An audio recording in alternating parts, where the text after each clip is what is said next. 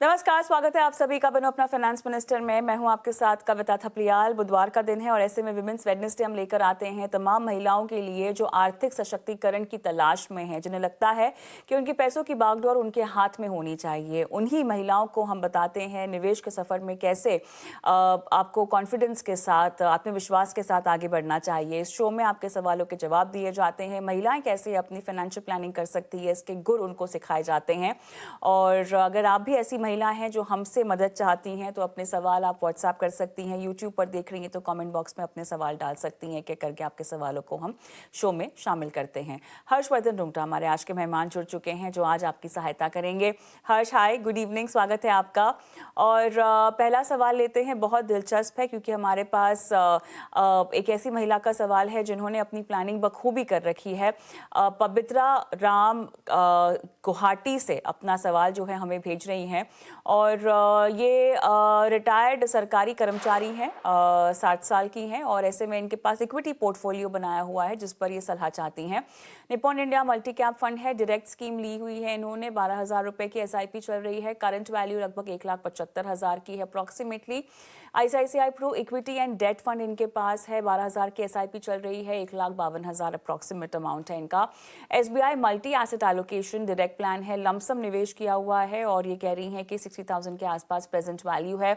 Axis का gold plan है और ये भी लमसम इन्वेस्टमेंट किया हुआ है, फिलहाल 44,000 वैल्यू है। Franklin India opportunities direct plan है, लमसम निवेश किया हुआ है, 14,000 ये कह रही हैं कि उसकी अप्रॉक्स अमाउंट है। और अपनी एसआईपी इसमें कंटिन्यू करें या ना करें और कब तक करती रहें, ये भी ये सवाल पूछना चाह रही हैं। और लमसम इन्वेस्टमेंट्स पर आपका क्या कहना है, आपका क्या टेक है, ये भी इनको जानना है। तो पवित्रा जी, कब तक आप निवेशित रह पाएंगी, इसका जवाब तो आप ही के पास होगा। इक्विटी में निवेश करने के लिए नज़रिया जो है आपका 5 से 7 साल से ज़्यादा ही होना चाहिए। लेकिन आगे गोल क्या है इस पोर्टफोलियो से, आप कितनी आश्रित हैं इस पोर्टफोलियो पे आपकी रेगुलर इनकम के लिए, उसकी डिटेल्स हमारे पास नहीं है। हालांकि अज्यूमिंग कि आप सरकारी कर्मचारी थी तो आपको पेंशन के लिहाज से काफ़ी हद तक एक बैकअप होना चाहिए, बट क्योंकि वो डिटेल्स की कमी है हर्ष, तो कैसे इनकी सहायता करेंगे आप? तो मैं कविता, अगर हम इनके पोर्टफोलियो पे सीधा आए कि भाई इन्होंने जो स्कीम्स ले रखी हैं वो अपने आप में अच्छी हैं और अच्छी परफॉर्मेंस भी दे रही हैं। तो वैसे देखा जाए तो इनके पोर्टफोलियो में कोई भी बदलाव करने की जरूरत नहीं है। लेकिन चूंकि ये एक 60 साल की सीनियर सिटीजन है और इनके पोर्टफोलियो में दो स्कीम्स हैं जिनका पोर्टफोलियो कंस्ट्रक्ट ऑलमोस्ट सिमिलर है। So Nippon India multi cap and Franklin India opportunities fund. तो क्योंकि सीनियर सिटीजन है, मैं चाहूंगा कि एक प्योर लार्ज कैप फंड के पोर्टफोलियो में आए।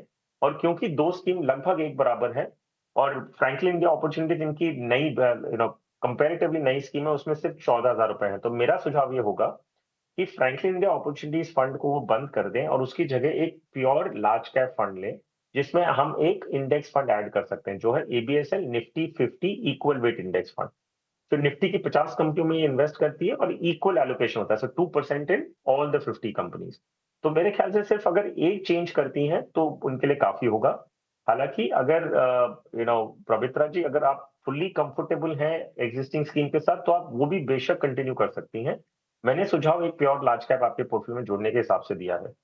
जहां तक आपका सवाल है कि लमसम इन्वेस्टमेंट्स जो आपको करना है वो करना चाहिए कि नहीं, तो आप ये ध्यान में रखें कि अगर आप एक लमसम इन्वेस्टमेंट करना चाह रही हैं मार्केट में, तो जो भी इन्वेस्टमेंट आप मार्केट में अभी करती हैं, वो पूरा का पूरा इन्वेस्टमेंट मार्केट वॉलेटिलिटी के लिए एक्सपोज हो जाता है, व्हिच मीन्स अगर मार्केट ऊपर जाता है तुरंत, तो आप पूरे पैसों पे आप प्रॉफिट कमाएंगी। अगर मार्केट गिरता है तो पूरे प्रॉफिट, पूरे अमाउंट पे आपको लॉस होने लगेगा। तो ये वॉलेटिलिटी अगर आप कंफर्टेबल हैं इन्वेस्ट करने के लिए, तो फिर आप लमसम के रूप में इन्वेस्ट करें। अगर नहीं कंफर्टेबल है तो एसआईपी आपके लिए ज्यादा बेटर मोड होगा। कारण ये है कि आप हर लेवल पे मार्केट में इन्वेस्ट करते रहेंगे तो आपका रुपी कॉस्ट एवरेजिंग होते रहता है। तो ये लमसम करना कि एसआईपी या एसटीपी करना, ये काफी हद तक डिपेंड करता है कि एक इन्वेस्टर की प्रोफाइल क्या है और वो मार्केट के नुआंसेस को कितना अच्छी तरह समझ पाते हैं। अगर आप कंफ्यूज्ड हैं तो मेरा सुझाव होगा कि आप एसआईपी या एसटीपी के जरिए ही करें। जहां कंफ्यूजन वहां लमसम अवॉइड करें, जहां फुल कॉन्फिडेंस होता है वहीं पे आपको लमसम करना चाहिए। ऑलराइट, अब ऐसे में देखिए पवित्रा जी, प्रॉब्लम ये है कि हमारे पास बहुत डिटेल्स नहीं है तो एक कोई सटीक सलाह नहीं हो सकती, लेकिन एक थंब रूल के तौर पे आपको तमाम डिटेलिंग्स यहाँ पे करके हमने दे दी है। जो बदलाव की ज़रूरत है वो भी हमने आपको करके दे दिए हैं। हर्ष, ऐसे में इन्हें कितने समय तक रहना चाहिए, अगर वो टाइमलाइन आप इनको समझाना चाहें? तो वेल, इक्विटी इन्वेस्टमेंट्स अगर कभी भी करते हैं तो पास्ट हिस्टोरिकल डेटा के एवरेजेस निकालते हुए हमने देखा है कि एक इंसान अगर एसआईपी के जरिए या एसटीपी के जरिए इन्वेस्ट कर रहा है तो एक ब्रेक इवन पॉइंट की एक पॉइंट के बाद जहां लॉस होने के चांसेस लगभग जीरो हो जाते हैं, गारंटीड नहीं है कि जीरो होते हैं लेकिन लगभग अगर जीरो हो जाते हैं तो वो ब्रेक इवन पॉइंट करीबन 8 साल पे आता है। तो हम जब लॉन्ग टर्म इक्विटी की बात करते हैं तो लॉन्ग टर्म का मीनिंग ये होता है कि मिनिमम 8 to 10 years अगर आप इन्वेस्ट करती हैं इक्विटी में तब उसका रियल फायदा आपको मिलेगा। तो कभी भी अगर आप इक्विटी में इन्वेस्ट करने की मन बनाते हैं, 8 to 10 years का टाइम होराइजन लें, ये एक आइडियल सिचुएशन है। तो that is a time horizon. मैं इन्हें भी सजेस्ट करूंगा कि अगर आप इक्विटी में इन्वेस्ट कर रही हैं तो ये टाइमलाइन को समझिए। आप 60 years की हैं, अगर आप 8 से 10 साल नहीं रुक सकती तो आपको बेशक आपके पोर्टफोलियो पर ध्यान देना होगा कि आपको इतना इक्विटी एक्सपोजर चाहिए कि नहीं। ओके, चलिए हम आगे बढ़ते हैं। तनुजा का सवाल लेते हैं, और 1 करोड़ चाहिए 12 साल में, 3 से 4 फंड्स हैं इनके पास, 8 महीने की बेबी है, 10,000 रुपीज़ इमरजेंसी फंड के लिए डालेंगे, तो इमरजेंसी फंड के लिए फिक्स डिपॉजिट करें या अल्ट्रा शॉर्ट टर्म करें। 2 से 3 लाख रुपए चाहिए होंगे 3 साल के बाद, उसके बाद पैसा जो है लॉन्ग टर्म के लिए रखा जा सकता है। बहुत सारी कैटेगरीज इन्होंने लिखी हैं। प्रेजेंट में इनकी जो SIPs चल रही हैं, ICICI का फ्लेक्सी कैप है 1,000 rupees, SBI children benefit 2,000, SBI multi cap 1,500। Okay, सवाल में बहुत सारी कमी है, लेकिन अच्छा है, ये इन्होंने शुरुआत तो कर ली है। बट अब आगे कैसे बढ़े, एग्जिस्टिंग फंड्स आपको कैसे लगते हैं हर्ष, और साथ ही अप्रोक्सीमेटली कितना अमाउंट इनको डालना पड़ेगा और अपने टारगेट तक पहुंचने के लिए? तो कविता, इनकी क्वेरी को 3 भागों में डिवाइड करते हैं। पहला है जब ये कह रही है कि इमरजेंसी फंड के लिए मुझे 10,000 रुपए हर महीने जमा करने हैं, फिक्स डिपॉजिट करूं या अल्ट्रा शॉर्ट टर्म या लिक्विड फंड में करूं। तो बहुत सिंपल है, मेरी सलाह ये होगी कि आप म्यूचुअल फंड का जरिया अपनाएं। कारण ये है कि म्यूचुअल फंड में अगर आप लिक्विड फंड या अल्ट्रा शॉर्ट टर्म फंड में इन्वेस्ट करती हैं तो ये बहुत फ्लेक्सिबल इन टर्म्स ऑफ कि आप जितना पैसा जमा करना चाहिए आप करती रहिए, जब चाहिए आपको पैसे आप निकाल लीजिए, फिर से आप उसमें जमा कर सकती हैं। तो एक एक बेसिक अकाउंट की तरह ट्रीट होता है जिसमें आपको रिटर्न्स भी जनरेट हो रहा है। अगर आप फिक्स डिपॉजिट करती हैं तो आपको शुरुआत में ही आपको बताना है कि आपको 15 दिन की फिक्स डिपॉजिट करनी है कि 1 महीने या 6 महीने या 6 साल। तो ये आपको पहले से एक फिक्स टेन्योर बताना होता है, और उसमें फिर आप, अगर मान लीजिए आपने 6 महीने की एफडी फिक्स डिपॉजिट की है और फिर आप उसे रिडीम करना चाहती हैं बीच में थोड़ा हिस्सा, आपका एक्यूमुलेशन मान लीजिए 1 लाख रुपया हो गया है, आपको 15,000 रुपए ही चाहिए, तो आपको पूरी डिपॉजिट तोड़नी पड़ती है। तो ये सारी फ्लेक्सिबिलिटीज को देखते हुए ये माना जाता है कि mutual fund will be better.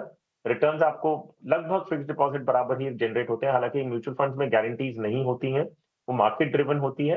लेकिन जो इमरजेंसी फंड का पर्पस है और जो flexibility of investing and redeeming, तो मैं कहूंगा कि म्यूचुअल फंड, लिक्विड फंड या तो ultra short term fund better है। दूसरी इनकी जो रिक्वायरमेंट है वो है कि आप उनके बेटे के लिए या सॉरी उनके बच्चे के लिए उन्हें कैसे इन्वेस्ट करना है। तो वेल, चिल्ड्रंस बेनिफिट फंड में, एसबीआई का जो चिल्ड्रंस बेनिफिट फंड है, मैं सजेस्ट करूंगा कि ये वाली स्कीम के जो भी इन्वेस्टमेंट हो रहा है वो आप अपने बच्चे के नाम के हिसाब से ईयर मार्क करके रख लें। अब आते हैं जो लॉन्ग टर्म, उन्होंने बताया है कि उन्हें करीबन 1 करोड़ रुपया चाहिए 12 सालों में। तो वेल, अगर मैं अज्यूम करूं 12% का रिटर्न, एक अजम्पशन लेते हैं कि अगर ओवर द नेक्स्ट 12 years जो भी एसआईपी के जरिए इन्वेस्ट करना चाह रही है वो ग्रो करके 1 करोड़ बने एट 12%, तो इन्हें हर महीने का 32,000 रुपए इन्वेस्ट करने होंगे। तो आज की तारीख में 10,000 कर रही हैं, आगे जाते हुए ये क्या उसे 30-32,000 कर सकते हैं कि नहीं। इन एनी केस मैं इनके लिए 5 स्कीम का सजेशन दे रहा हूं ताकि ये अपना पोर्टफोलियो बना ले। आज अगर ये 10,000 कर रही है तो ये 5 में इक्वली डिवाइड करें। आगे जाते हुए जैसे जैसे रकम बढ़ती रहेगी इन्हीं 5 स्कीम में आप इक्वली बढ़ाते रहिएगा। आईसीआईसीआई प्रू फ्लेक्सी कैप जो इनके पास ऑलरेडी है उसी में एडिशनल इन्वेस्टमेंट वो कंटिन्यू करें, और एसबीआई मल्टी कैप भी कंटिन्यू करें। 3 स्कीम मैं जोड़ रहा हूं इनके, इसके अलावा Kotak mid cap fund, ABSL dividend yield fund and Edelweiss gold and silver fund. तो ऐसे 5 स्कीम इनके पोर्टफोलियो में होगी, जिसमें आज जितना करना चाहते हैं वो स्प्लिट कर दे, जैसे जैसे आगे रकम बढ़ेगी इन्वेस्टमेंट का इन्हीं 5 स्कीम में अमाउंट बढ़ाती रहे। ऑलराइट, चलिए आगे बढ़ते हैं और दूसरा सवाल लेते हैं। ये रेशमा के ज़रिए आया है, और ये कह रही हैं कि इन्हें रीट में इन्वेस्टमेंट करनी है, और इन्हें अपने पोर्टफोलियो में रियल एस्टेट एक्सपोजर चाहिए, जो कि ये रीट्स के जरिए लेना चाहती हैं और ना कि फिजिकल रियल एस्टेट। अब रीट्स में कैसे निवेश करें, रीट्स कैसा निवेश है और क्या क्या टैक्स ट्रीटमेंट्स होते हैं, ये भी इनका सवाल है।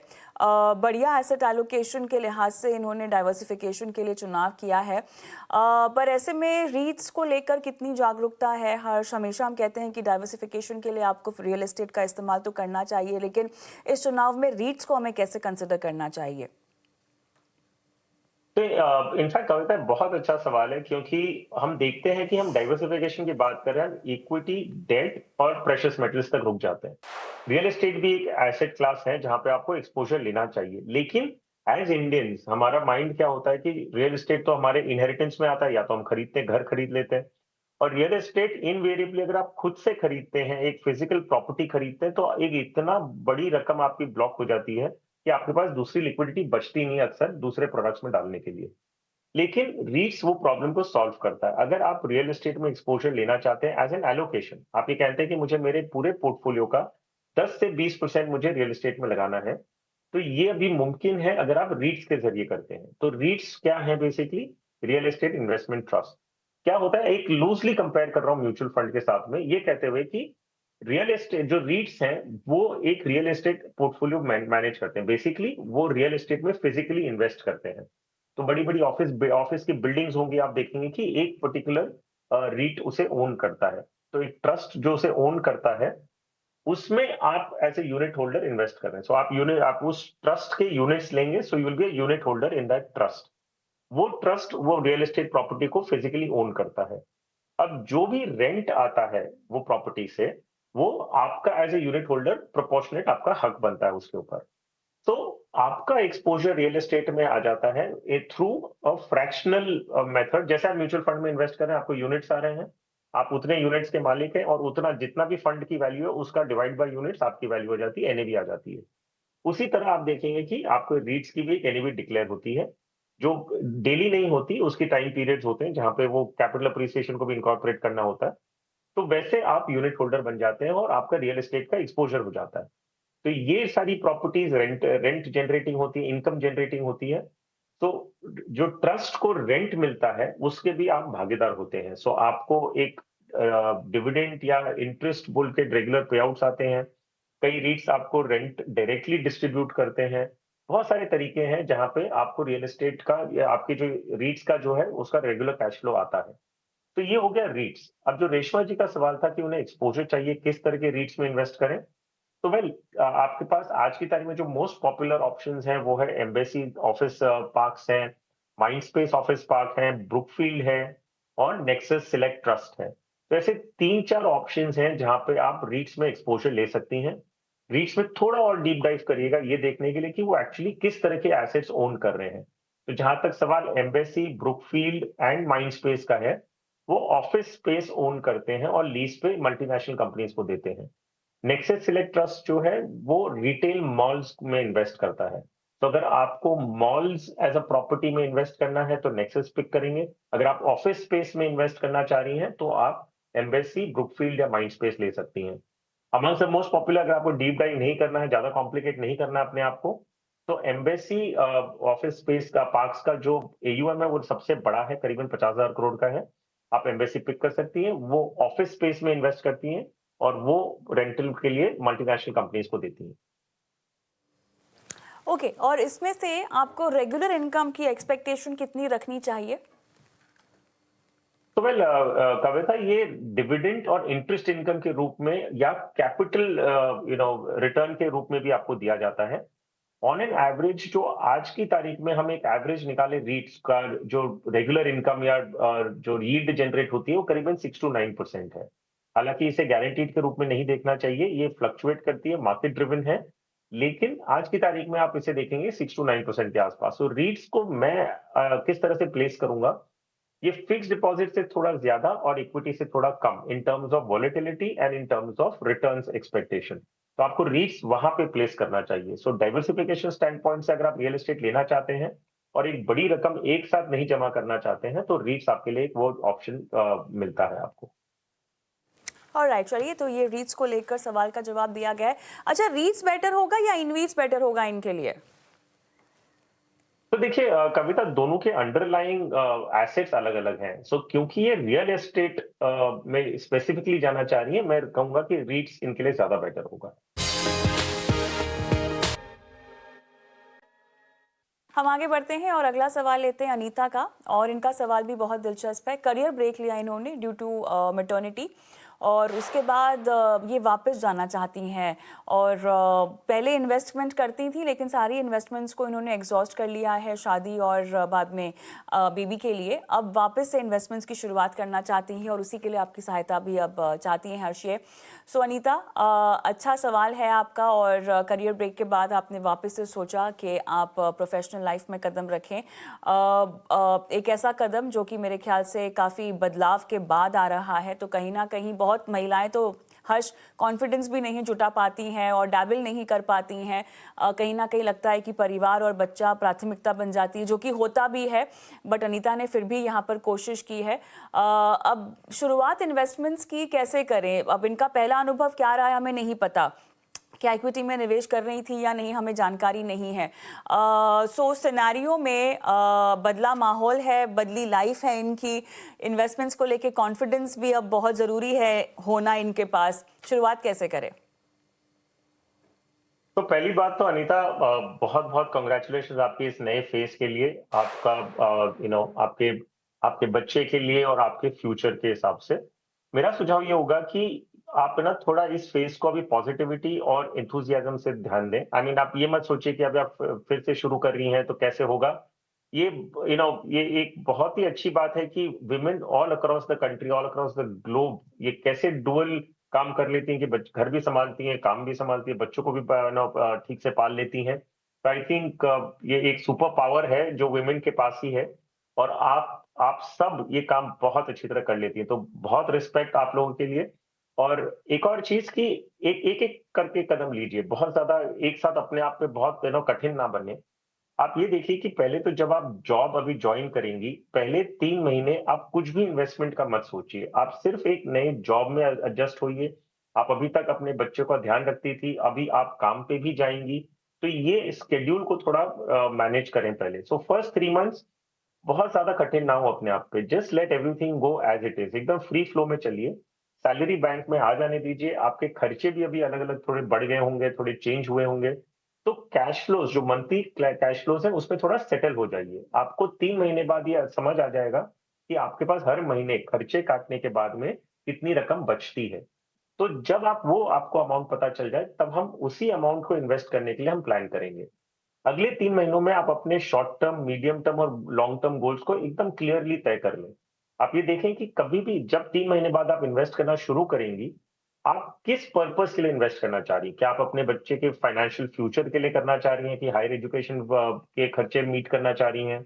आप रिटायरमेंट के लिए प्लान करना चाह रही हैं? या इमरजेंसी के लिए प्लान करना चाह रही हैं? जो भी आपका मकसद है, उसे क्लैरिटी ऑफ थॉट से लाइए। 3 महीने तक कैश फ्लो आप सेटल हो जाएँगी। 3 महीने बाद आपको इतना पता होगा कि भई हर महीने का आपका इतनी रकम आप कंफर्टेबली सेव कर पा रही हैं। जैसे वो तय होगा, आप आपकी क्वेरी फिर से हमारे पास भेजिए, और फिर उस समय के सिनेरियो के हिसाब से आप हमें बताइए कि किस पर्पज़ के लिए आप इन्वेस्ट करना चाह रही हैं और कितनी रकम आप हर महीने की अलग रख सकती हैं। तब हम आपके लिए एक अच्छा-सा प्लान बना के उस समय देंगे। तब तक 3 महीने just let everything go with the flow. कुछ भी आप इतना अपने आप पे स्ट्रेस ना लें, क्योंकि ऐसे ही बहुत सारी चीज़ें आपकी लाइफ़ में अभी बदली गई हैं। तो 3 महीने just settle in and then we will talk again. चलिए, तो यहाँ पर धीरे धीरे आपको शुरुआत करनी है, सोच समझ कर करनी है, और ऐसे में पहली शुरुआत अगर इक्विटी में हो तो थोड़ी सी सतर्कता जो है आपको बरतने की ज़रूरत है। ऐसे में डेफिनेटली अपने बच्चे की बेहतर भविष्य के लिए, उसको सुरक्षित करने के लिए आपको ज़रूर सोचने की ज़रूरत होगी। तो अनीता, एक बार आप जॉब में चली जाएं, उसके बाद अगर और डिटेल्स हमें भेजें तो हम आपको जो है प्लान भी बता सकते हैं डिटेल में कि कैसे आपको आगे बढ़ना चाहिए। आखिरी सवाल जागृति का लेते हैं। ये रिटायरमेंट के बहुत नज़दीक हैं, मोस्टली फिक्स डिपॉजिट में पैसे लगाए हैं, लेकिन अब जो है डाइवर्सिफाई करना चाहती हैं अक्रॉस एसेट क्लासेस। पूछ रही हैं क्या बहुत ज़्यादा देर हो गई है? हर्ष, इंटरेस्टिंग सवाल है और जागृति ही नहीं, तमाम निवेशकों के जहन में इस तरह का सवाल आता है जब इक्विटी के बारे में उनको पता चलता है। क्या इनके लिए सेफ होगा डाइवर्सिफाई करना? सर देखिए जागृति, पहली बात तो ये है कि it's never too late. I mean कभी भी कभी भी ऐसा नहीं है कि हमें मौका अभी आगे नहीं मिलेगा। आपने जो भी आज तक किया, जितनी आपकी समझ थी, जितनी इंफॉर्मेशन आपके पास थी, उस हिसाब से आपने इन्वेस्ट किया, तो कोई गलत बात नहीं है। अब आपको अगर ऐसा लग रहा है कि आपको डाइवर्सिफाई करने की जरूरत है क्योंकि एक्स वाई जेड कारण हो सकते हैं, रिटर्न्स बेटर होंगे या जो भी कारण होगा, तो पहले बहुत क्लियरली अपने आप से पूछिए कि ये डाइवर्सिफिकेशन का ख्याल आपके मन में क्यों आया। ये नहीं कह रहा हूं कि गलत आया, लेकिन सिर्फ उसे क्लैरिटी ऑफ थॉट से देखिए कि ये डाइवर्सिफिकेशन आप क्यों करना चाह रही है। क्या आपने किसी और के रिटर्न ज्यादा बेटर देखे हैं, तब आपको ऐसे लग रहा है कि आपको डाइवर्सिफाई करना है? तो अगर वो है तो उसके साथ रिस्क कितना आता है, उसको भी ध्यान में रखना होगा। तो इन शॉर्ट मैं कहने की कोशिश कर रहा हूं, डाइवर्सिफाई यस करना ही चाहिए, लेकिन आप क्यों ये डाइवर्सिफाई करना चाह रही है वो भी आपकी क्लैरिटी ऑफ थॉट होना चाहिए, ताकि आप कोई मिस्टेक ना करें in the name of diversification.